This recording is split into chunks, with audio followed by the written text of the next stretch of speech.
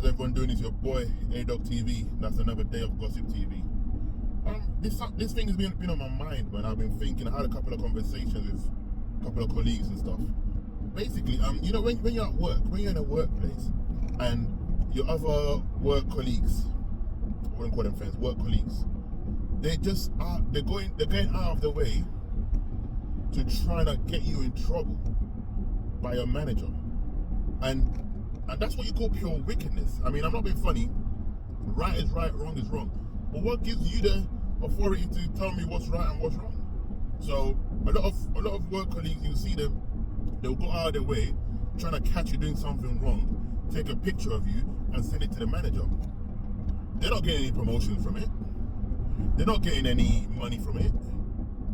But you just want to be doing crazy things like that because of what? Because you want to, you feel me? Because what? You want to look good in front of the manager? One thing everyone forgets is you can't be snitching on your work colleagues. If your work colleague is doing something wrong, of course you can go and have a word with your work colleague and say to him, bro, you were sleeping or you were late ready, just out of concern, not telling them off, just out of concern. Hope you're okay, hope everything is, But to sneakily trying to get evidence, you're not even trying to blackmail the person, just to get evidence to get rid of the person. You don't know what kind of dynamic the person has at home. You don't know how many kids. You don't know what's going on back home, like not even back home here, like back in their country. What people are relying on him. But you sleep well at night knowing that, yeah, I've got him, and now I've got rid of the person. Like the other day I got, like a guy turned up and said to me, oh yeah, you know what? Just chill out, it's cool. Nothing is happening till like late, so you'll be good.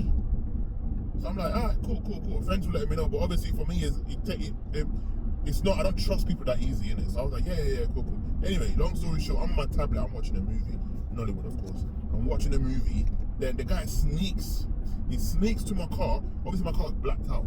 So when he sneaks in, he looks. So I look at my left and I see him on my passenger window, and I'm like, what are you doing, man? Then he started laughing and giggling. So I said, nah, this is not healthy. Then when I had a word with other people, they said to me, yeah, apparently this is what he does. He will set you up and be like, yeah, it's all good.